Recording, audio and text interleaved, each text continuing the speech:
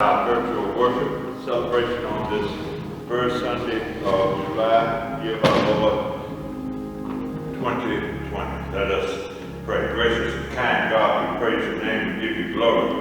We thank you for this wonderful and blessed opportunity together to be able to look in one another's face and still be alive. We pray now that you would move in this place. Give us a word, your children awake. In the strong and mighty Master's name of Christ we pray. Amen. Well, I trust and pray that we all had a wonderful and celebratory July the 4th. We practiced our social distances, kept our masks on, and washed our hands. Hallelujah. There's a word from the Lord this morning as we do this faith journey together. From the book of Acts, chapter number 20, and I will begin to read into your hearing at verse number 7. And upon the first day of the week, when the disciples came together to break bread, Paul preached unto them, ready to depart on the morrow, and continued his speech until midnight. And there were many lights in the upper chamber where they were gathered together. And there sat in the wonder a certain young man named Eutychus, being fallen into a deep sleep. And as Paul was long preaching, he sunk down with sleep and fell down from the third loft and was taken up dead. There's a common fallacy that exists that once something happens to disrupt or interrupt or derail your plans of what it is that you're doing, there's no way for you to recover. Well, I come to tell you this morning that you ought to get a second opinion, because you can recover. Yes. It may be problematic and punishing, but you can recover. It may be hard and taxing, difficult and demanding, but you can recover. Chang Hao, a gifted and world-renowned opera singer, started having abdominal pain. So she went to the doctor and discovered that she had cancer. After many tests and scans, they found 24 tumors, one of which was in her head. She sat down with the doctor and asked him, what stage is the cancer? And how long do I have to live? The doctor said, your cancer is stage 4. And you have about 6 months to live. She left the doctor's office discouraged and disgruntled and in a state of deep depression. Sometime later, she heard about another doctor.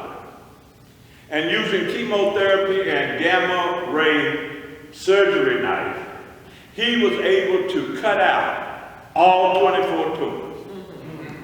Do you know why she survived cancer? She survived because she got a second opinion. What I'm trying to get you to see is when somebody speaks of your demise, it is not a summary of your condition. Right. Instead, it's an indictment against their ability to help you.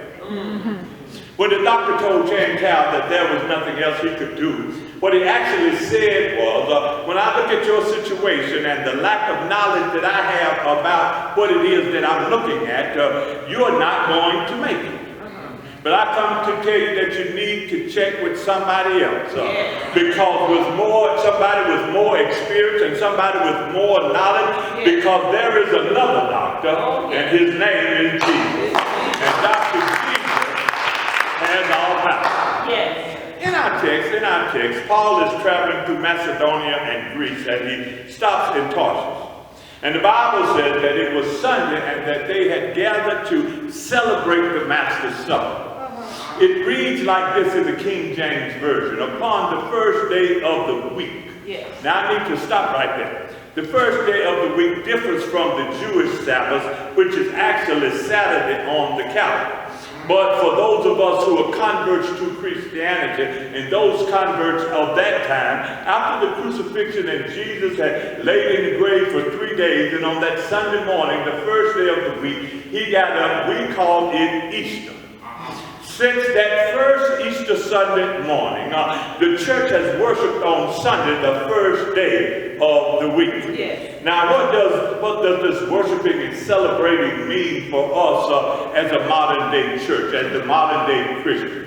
It means that every time we gather on Sunday morning, it's a mini Easter celebration. It doesn't matter if we're in the church or if we're on Facebook Live. When we gather on Sunday morning, it's a mini Easter celebration. It's a celebration of the death, burial, and resurrection of our Jesus. It's a celebration of the ransom being paid. It's a celebration of us not having to go to hell. It's a celebration of God providing a way for our sins to be forgiven. Yes. And that's why the Bible says that we ought to come into his presence with thanksgiving and into his courts with praise. That's why it says to make a joyful noise unto the Lord. That's why it says, oh, magnify the Lord with me. Let us exalt his name.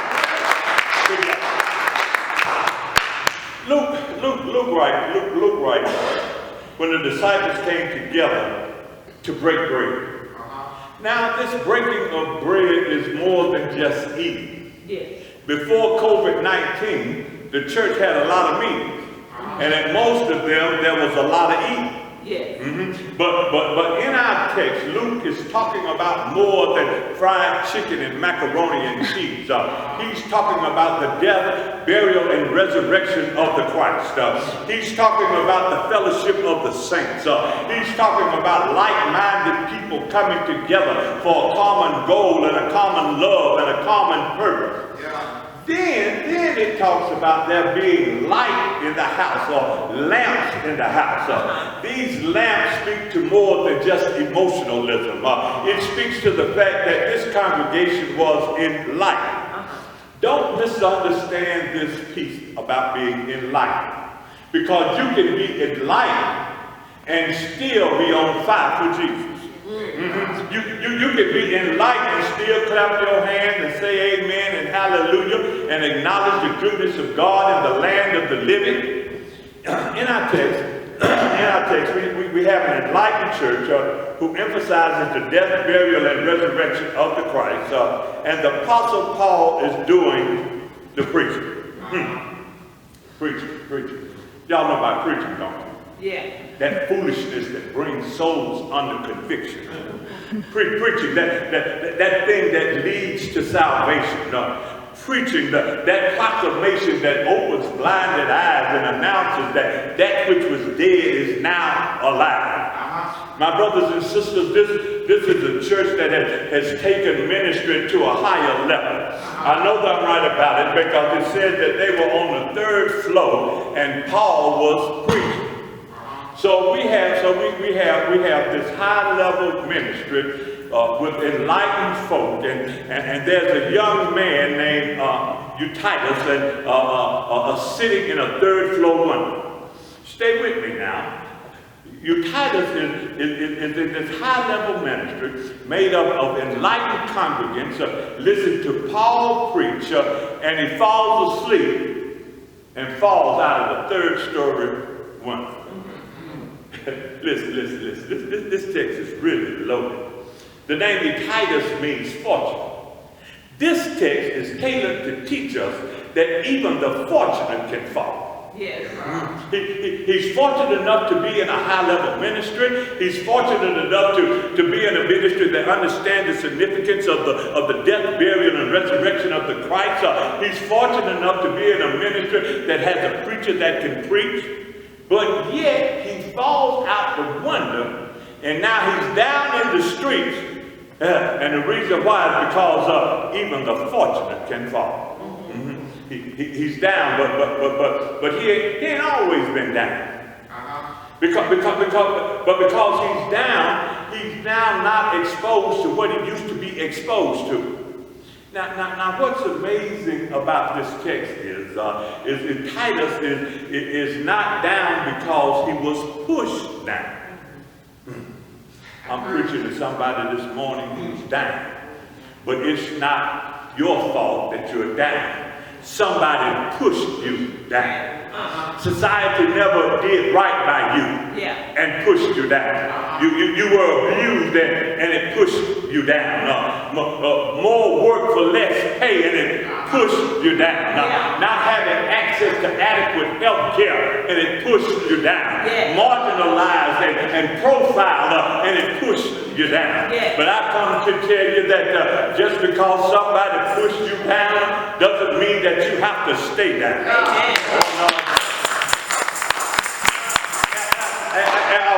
Al Sharpton said, if I come out the pulpit and take my fist and knock you down, that's on me.